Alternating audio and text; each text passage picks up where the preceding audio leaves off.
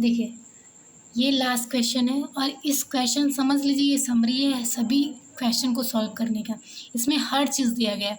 एक तो पहला दिया है कि क्लोजिंग स्टॉक कैसे निकालेंगे क्वेश्चन में, और क्वेश्चन हम आपको भेजेंगे जिसको आप क्वेश्चन को पढ़ना, उसके बाद जो सोल्यूशन हम करवा रहे हैं उसको सुनना, ठीक है। पहले क्वेश्चन अच्छे से पढ़ लेना। तो इसमें हम क्लोजिंग स्टॉक भी निकालेंगे, एबनॉर्मल लॉस भी निकालेंगे। ये थोड़ा बड़ा कैलकुलेशन है, लेकिन इस एक क्वेश्चन में सारे क्वेश्चंस आपको मिल जाएंगे, जितने भी आपके क्वेश्चंस होंगे आपके बुक में। लेकिन आप अगर ध्यान से समझेंगे तब, क्योंकि ये बिल्कुल सेम जैसे क्वेश्चन करते हैं हम वैसे ही है, लेकिन इसमें दो चीज़ एक्स्ट्रा है जो सारे क्वेश्चंस में नहीं होते हैं। भले एक क्वेश्चन में एक चीज़ दी होती है, दूसरे क्वेश्चन में एक चीज़ दी होती है, लेकिन इसमें दोनों चीज़ें दी गई हैं। और अच्छे से समझिएगा ताकि आप लोग आगे के क्वेश्चंस कर सकें। और इससे रिलेटेड अभी हम एक भी क्वेश्चंस नहीं बताएंगे, ये लास्ट क्वेश्चन है। Okay, so now start. लिखा गया था कि एक मतलब कंसाइनर है जो कि जिसका नाम क्या है, मित्तल। जिसका नाम है मित्तल, जो क्या करता है कि पूरे 1000 रेडियो के सेट होते हैं। कितने? 1000 रेडियो के सेट होते हैं जो 900 रुपये पर सेट में देते हैं। 1000 रेडियो के सेट 900 रुपये पर सेट में देते हैं, तो पूरी वैल्यू कितनी होगी? पूरी वैल्यू कितनी होगी?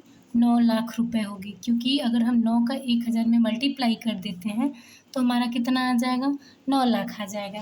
अब यहाँ पे देखिए कि जो 9 लाख रुपए है वो प्रेषक के द्वारा प्रेषी को भेजा जाता है। तो एंट्री हम क्या करते हैं, जब प्रेषक द्वारा भेजा जाता है तो हम करते क्या हैं वहाँ पे, कोई बता सकता है? तो consignment account, debit to goods sent on consignment, यही करते हैं ना। तो अब कंसाइनमेंट अकाउंट में ही बना रहे हैं, तो कंसाइनमेंट अकाउंट तो लिखेंगे नहीं, क्या लिखेंगे? To goods sent on consignment account. कितना का भेजा है? 9 लाख रुपए का। अब देखिए, ये तो भेजने की बात हुई। दूसरा दिया है कि जो मित्तल है, जो मित्तल कंपनी है, उसने जो गुड्स भेजा है उस पर खर्चे किए हैं, ठीक है। और मैंने बताया था जब कंसाइनर द्वारा खर्चे किए जाते हैं तो उसको हम टू कैश से दिखाते हैं, उनका नेम तो लिखेंगे नहीं क्योंकि उन्हीं के अकाउंट्स में बना रहे हैं। तो जब उन्हीं के अकाउंट्स में हम बना रहे हैं तो हम उनका नाम नहीं लिखेंगे, हम क्या लिखेंगे? कैश लिखेंगे। क्या लिखेंगे? कैश लिखेंगे। देखिए, उन्होंने कैरेज यानी कि ढुलाई पे खर्च किए कितना? 650 रुपये। रेल चार्ज था उनका, यानी कि रेल भाड़ा जो बोलते हैं जिसको, 7000 रुपये। उसके बाद उन्होंने जो भी माल भेजा था उसका इंश्योरेंस कराया था, बीमा कराया था 3250 रुपये का। तो उनका टोटल एक्सपेंस कितना हो गया? 10,900 रुपये। कितने हो गए? 10,900 रुपये। उसके बाद क्या हुआ कि जो कंसाइनी था, जिसको माल मिलने वाला था, जो हमारा एजेंट होता है, कंसाइनी क्या होता है? हमारा एजेंट होता है। ये जो खुदाई है ना, ये हमारे कंसाइनी हैं। क्या है? कंसाइनी है। तो इन्होंने भी खर्चे किए। अब भाई खर्चा तो कंसाइनी कर रहा है, लेकिन पेमेंट कौन करता है? हमारा कंसाइनर करता है। कौन करता है? कंसाइनर करता है। और कंसाइनर कौन है? मित्तल है। कौन है? मित्तल है। देखो, मित्तल है। उसके बाद यहाँ पे आ जाओ कि जो कंसाइनी है क्या क्या खर्चे करता है। पहले तो उसने भाड़ा दिया, फ्रेट, यानी कि अगर मान लो रेल भाड़ा से ले जा रहा है तो जब रेलगाड़ी से कोई सामान जाएगा तो आपके शोरूम तक तो जाएगा नहीं, वो रेलवे स्टेशन तक ही रुक जाएगा।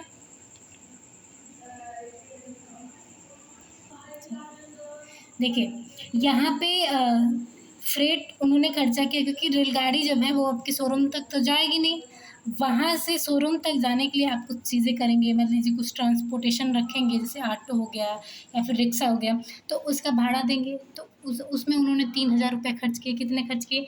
तो 3000। उसके बाद ऑक्ट्रीज यानी कि ड्यूटी भी पेमेंट किए 7500 रुपये का। उसके बाद से कमीशन, उनको कमीशन मिला था। कमीशन कितना मिला था मैं बता देती हूँ आपको। जो कमीशन मिला था उनको 6% मिला था टोटल सेल पे, ठीक है। टोटल सेल पे कितना मिला था? 6%। और आपका जो टोटल सेल है ना, इनको 9 लाख रुपए था। कितना था? 9 लाख रुपए था।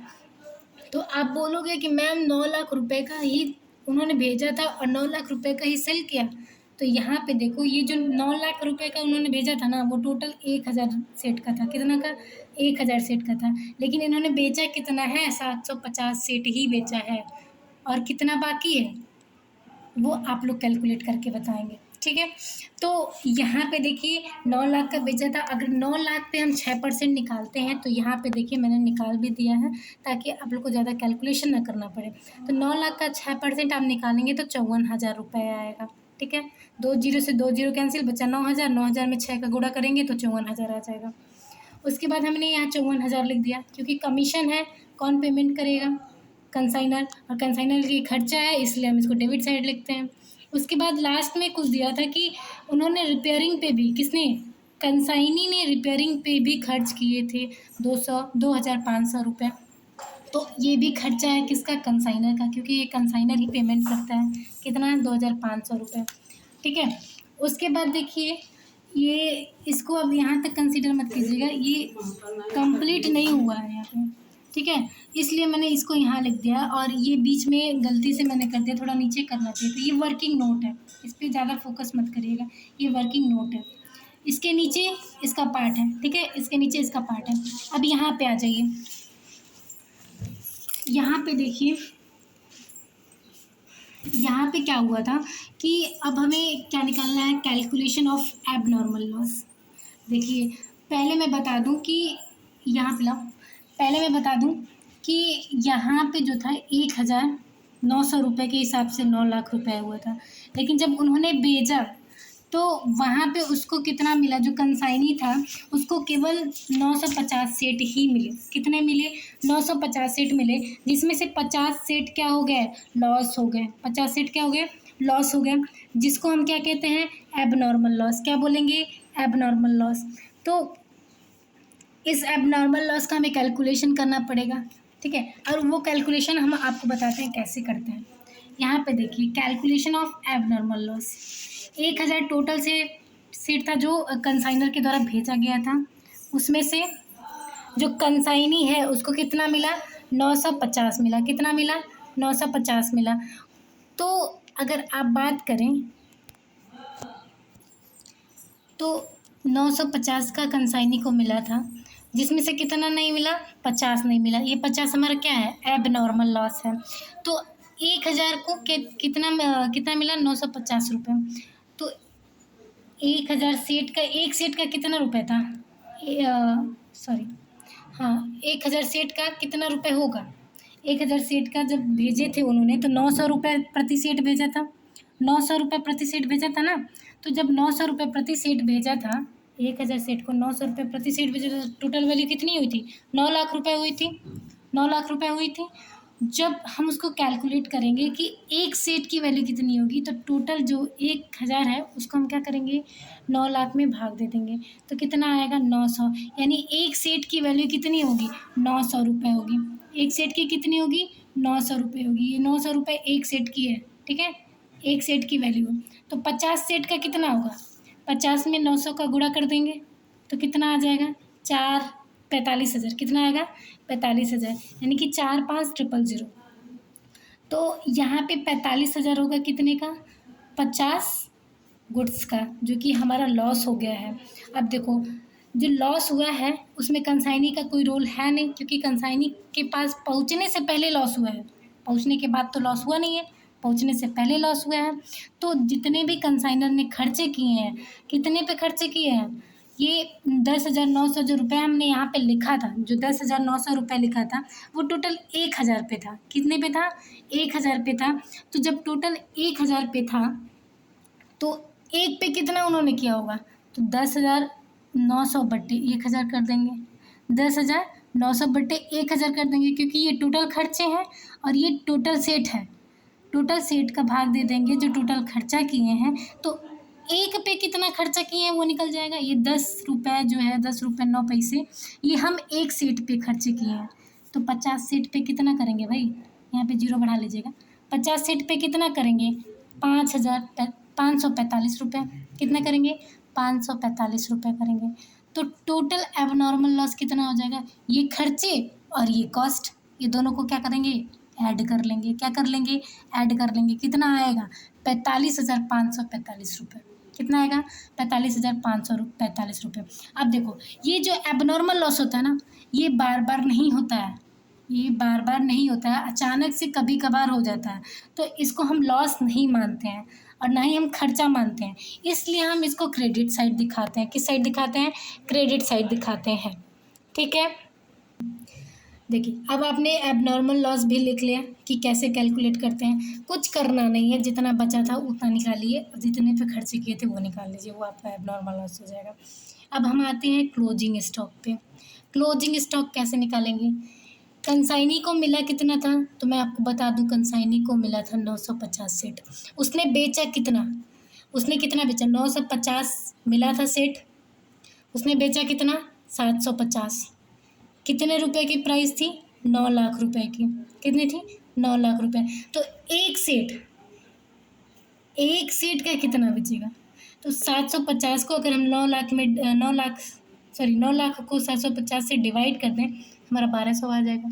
तो लेकिन ये जो 1200 आया है ना, ये क्या होगा? हमारा सेलिंग प्राइस होगा। क्या होगा? सेलिंग प्राइस होगा।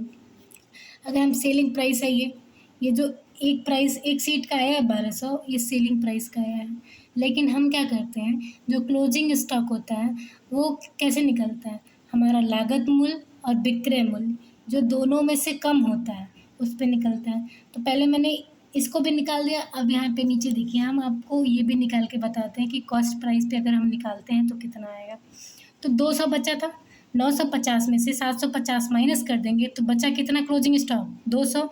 200 गुणे 1200 बराबर कितना आ जाएगा? 2,40,000। ये आपका जो है ये सेलिंग प्राइस के अकॉर्डिंग निकला है। किसके अकॉर्डिंग निकला है? तो सेलिंग प्राइस के अकॉर्डिंग निकला है। और कॉस्ट प्राइस वो प्राइस होता है जिस प्राइस पे कंसाइनर ने भेजा है माल। ठीक है, जिस प्राइस पे कंसाइनर ने भेजा है माल वो हमारा कॉस्ट प्राइस होता है, और जिस प्राइस पे कंसाइनी ने सेल किया है वो सेलिंग प्राइस होता है। इतना तो पता ही होगा आप लोगों को। अगर इतना पता नहीं है ना तो फिर मेरा पढ़ाना बेकार है। अब आगे देखो, यहाँ पे कॉस्ट प्राइस कैसे निकालेंगे? 200, और कॉस्ट प्राइस जब हम यहाँ पे निकाले थे, एक बार ऊपर करो, जो कॉस्ट प्राइस हम यहाँ पे निकाले थे एक का, तो 900 रुपये आया था, क्योंकि 9 लाख रुपए था और 1000 सेट था। तो एक सेट का कितना वैल्यू आएगा? 900 रुपये। वही 900 रुपये हम यहाँ पे मल्टीप्लाई कर देंगे, वही 900 रुपये, क्योंकि यही एक सेट की वैल्यू है। ये 900 रुपये कितने की वैल्यू है? एक सेट की वैल्यू है। तो अब जब हम मल्टीप्लाई करेंगे तो 1,80,000 आएगा। कितना आएगा? 1,80,000। अब आप लोग ध्यान से देख के बताओ, 2,40,000 ज़्यादा है या 1,80,000 ज़्यादा है? तो आप बोलोगे मैम 2,40,000 ज़्यादा है। तो जो ज़्यादा होता है उस पर नहीं कैलकुलेट करते, जो कम होता है उस पर कैलकुलेट करते हैं। तो 1,80,000 होगा हमारा। ठीक है, उसके बाद जो कंसाइनर ने खर्चे किए हैं, और कौन से खर्चे ऐड होते हैं? जो हमारे डायरेक्ट खर्चे होते हैं, जो हमारे डायरेक्ट एक्सपेंस होते हैं, जो बार बार नहीं होते हैं, बस एक बार होते हैं, जो बार बार नहीं होते हैं, बस एक बार होते हैं। तो जो कंसाइनर द्वारा किया जाता है वो पूरा डायरेक्ट होता है, क्योंकि जो कंसाइनर होता है केवल एक बार खर्चा करता है। तो 10,900 खर्चे किए, कितने पे किए? 1,000 पे किए। तो एक सेट की वैल्यू निकालने के लिए क्या करेंगे? 10,900 को डिवाइड कर देंगे किससे? 1,000 से। कितना आएगा? 10 रुपये 90 पैसे। 10 रुपये 90 पैसे। अब 200 का 10 रुपये 90 पैसे में क्या करेंगे? गुणा कर देंगे, तो हमारा कितना आ जाएगा? 9 पैसे का मतलब यहाँ पे जब कुछ नहीं रहता ना, तो इसको मान लीजिए 90 पैसे हैं। ठीक है, इसको मान के चलिए 90 पैसे हैं, इसका मतलब कुछ नहीं है। ऊपर देखिए, और यहाँ पे ये 2,180, ये क्या हो गया? 2,180 जब मल्टीप्लाई करेंगे तो इतना ही आएगा। आप लोग करके देख लीजिएगा, इतना ही आएगा। कंसाइनी का देख लीजिए, अब कंसाइनी ने जो खर्चे किए हैं, अब जो यहाँ पे एक बार देखिए, यहाँ पे देखिए, एक बार जो रिपेयरिंग करवाए थे, रिपेयरिंग तो उनको बार बार करवाना पड़ता है, इसलिए हम ये वैल्यू नहीं ऐड करेंगे, ये वैल्यू नहीं ऐड करेंगे। जो कंसाइनर है, अब कंसाइनी यहाँ पे देखो, कंसाइनी खुदाई है, खुदाई जो है हमारा कंसाइनी है, उसने भाड़ा दिया, तो बार बार भाड़ा तो देगा नहीं, बार बार तो सामान लेके आएगा नहीं, बस एक बार ले आएगा। ऑस्ट्रिच जो ड्यूटी पे करना पड़ता है अपने सामान को ले आने में, और जो भी आसपास के लोग होते हैं ड्यूटीज़ लेते हैं, तो वो भी एक बार ही देना पड़ता है, क्योंकि सामान बार बार लाएंगे नहीं तो ड्यूटी भी बार बार नहीं पे करना पड़ता है। तो 10,500 रुपये पे करेंगे। इनका डायरेक्ट एक्सपेंसेस कितना होगा? 10,500। यही उसी की वैल्यू देखो कितना है, 10,500। ये कितने का है? 950 का है। अब बोलोगे मैम यहाँ पे तो 1,000 कह रही थी, तो वो कंसाइनर का था, और कंसाइनर ने 1,000 भेजा था, जिसमें से हमारा क्या हुआ था? लॉस हो गया था। कौन सा लॉस? एबनॉर्मल लॉस हो गया था। तो 950 ही मिले थे, ठीक है, 950 ही मिले थे। तो जब हम 950 10,500 को 950 से डिवाइड कर देंगे तो एक सेट की वैल्यू आ जाएगी। किसकी आ जाएगी? एक सेट की वैल्यू आ जाएगी 11.052 रुपये। अब आप बोलोगे मैम इसको कैसे पढ़ेंगे, तो ये आप लोग खुद पढ़ के आइएगा। ऐसे पढ़ लीजिए ना, 11.11 रुपये 5 पैसे। ठीक है, 11 रुपये 5 पैसे। ज़्यादा ध्यान मत दीजिए, ऐसे पॉइंट में लिख लीजिएगा। ठीक है, आगे देखिए, 200 को क्या करेंगे? गुणा कर देंगे 11 रुपये 5.52 रुपये पैसे में। ठीक है, ऐसे ज़्यादा ये कैलकुलेट नहीं, बस इतना ही पढ़ते हैं, बस इसको छोड़ दीजिए 0.52 रुपये में। तो गुणा जब आप करेंगे तो कितना आएगा? 2210 रुपये। ठीक है, 2210.4 रुपये, यही आ रहा ना, 4 रुपये। तो जब ये 4 रुपये आ रहा ना, तो 3 से ज़्यादा है। जब 3 से ज़्यादा होता है तो एक बढ़ा देते हैं। तो या तो आप इतना लिखो या तो आप 2211 लिख लो। ये आप बोलोगे कि ऑलमोस्ट अमाउंट है, ऑलमोस्ट लगभग इतना होगा। ठीक है, क्योंकि एक बढ़ा के लिख दिया जाता है अगर 3 से ज़्यादा वैल्यू है तो। अब यहाँ पे देखो क्लोजिंग स्टॉक कितना होगा? 1,80,000 था ऊपर, जो हम कॉस्ट प्राइस के अकॉर्डिंग निकाले थे। उसके बाद 2,180 रुपये कंसाइनर ने खर्च किया था। फिर 2,211 रुपये किसने किया खर्च किया था? जो हमारा कंसाइनी था, जो हमारा खुदाई था। तो टोटल जब ऐड करेंगे तो 1,84,351 आएगा। कितना आएगा? 1,84,391, सॉरी 91 आएगा। और ये हमारा क्या है? क्लोजिंग स्टॉक है। क्या है? क्लोजिंग स्टॉक है, जिसको हमें रिटर्न करना होता है। किसको? हमारे कंसाइनर को। तो जो चीज़ें हमें कंसाइनर को देना रहता है वो हम सारी चीज़ें क्रेडिट साइड में लिखते हैं। किस साइड में लिखते हैं? क्रेडिट साइड में, क्योंकि ये कंसाइनर को वापस मिल जाएगा तो वो उसके लिए इनकम होता है। अब यहाँ पे देखो हम क्या कर रहे हैं, थोड़ा ऊपर करिए। आप लोग ये चीज़ें मत लिखिएगा, ये चीज़ें आप लोग अलग से वर्किंग नोट करके साइड में करिएगा। मुझे पता नहीं था कि इतना बड़ा जाएगा, इसलिए मैंने यहाँ पे कर दिया था। तो इसको आप क्या करिएगा? स्किप करिएगा और फोकस करिएगा। यहाँ पे हमने क्या लिखा है? क्लोजिंग स्टॉक लिखा है। कितना है? 1,84,391। अब आपको क्या करना होता है? जिस साइड का अमाउंट ज़्यादा होता है, और आप देख के बता सकते हैं कि किस साइड का अमाउंट ज़्यादा होगा। तो ये जो क्रेडिट साइड है ना, इसका अमाउंट ज़्यादा होता है, तभी तो उसको प्रॉफिट होगा। तो जब आप इसको ऐड करेंगे, तीनों को ऐड करेंगे तो आएगा कितना? तो आएगा आपका 1,12,00,000, सही है नहीं, 11,29,936। कितना आएगा? 11,29,936। आप जब क्रेडिट साइड के अमाउंट को ऐड करेंगे तो, ठीक है। और जब वही चीज़ आप डेबिट साइड को ऐड करेंगे तो आपका आएगा कितना? यहाँ पे देखिए, यहाँ पे आएगा आपका 9,77,900। कितना आया? 9,77,900। अब 11,29,936 में से 9,77,900 माइनस कर देंगे तो जो अमाउंट आएगा वो आपका प्रॉफिट होगा। जो अमाउंट आएगा वो आपका प्रॉफिट होगा। ये हुआ आपका टोटल क्या? Consignment account. ये टोटल जो 2 पेज में मैंने अभी आपको बताया कि कैसे एबनॉर्मल लॉस निकालते हैं, कैसे क्लोजिंग स्टॉक निकालते हैं, ये आपका हुआ क्या? Consignment account. और इसी टॉपिक पे सारी चीज़ें हैं और इससे बाहर कुछ नहीं है। अब उसके आगे देखिए, उसमें आपको एक चीज़ और बनानी है। क्या? Consignee account. और कंसाइनी अकाउंट बहुत छोटा है। जब आप ये कर लिए तो ये तो बहुत ईजिली हो जाएगा। ये चीज़ें तो बहुत ईजिली हो जाएंगी। क्या है? इन द बुक ऑफ खुदाई, यानी कि कंसाइनी। ये हमारा कंसाइनी है। बार बार मैं लिख रही हूँ कंसाइनी क्योंकि आपको याद रहे, जो खुदाई है वो क्या है? कंसाइनी। और कंसाइनी कौन होता है? एजेंट होता है। कौन होता है? एजेंट होता है। अब ये जब एजेंट है तो अब आपको क्या बनना है? एजेंट बनना है। अभी आप क्या बने थे? अभी आप कंसाइनर बने थे, प्रेषक बने थे, मालिक बने थे, ऑनर बने थे। लेकिन अभी आपको क्या बनना है? अभी आपको एजेंट बनना है, सामान बेचना है। तो जब आपको बेचना है तो जो चीज़ें आपको देनी है, आपके लिए खर्चे होंगे, जो भी आपने सेल किया है वो किसको देना है? आपको। जो हमारे कंसाइनर थे मित्तल जी, तो वो खर्चे हैं आपके लिए 9 लाख रुपए आपको देना है। तो किस साइड आएगा? डेबिट साइड आएगा। अब देखिए, जो कंसाइनी ने खर्च किया था, यानी कि जो खुदाई ने खर्च किया था, वो उसके लिए इनकम बन जाएगा। कैसे इनकम बनेगा? क्योंकि वो खर्चा कौन पेमेंट करता है? हमारा कंसाइनर करता है। तो 13,000 उसका इनकम हो गया, इसलिए हम इसको क्रेडिट साइड लिख लेंगे। कमीशन मिल रहा है ना, कमीशन एजेंट को मिलता है तो भाई इनकम हुआ। अब इसको ऐड कर लीजिएगा और 9 लाख रुपए में से माइनस कर दीजिएगा। जो आएगा वही क्या होगा, मित्तल के अकाउंट में ट्रांसफ़र हो जाएगा। यहाँ पे देखिए balance transfer to Mittal account. Okay, that's it, thank you.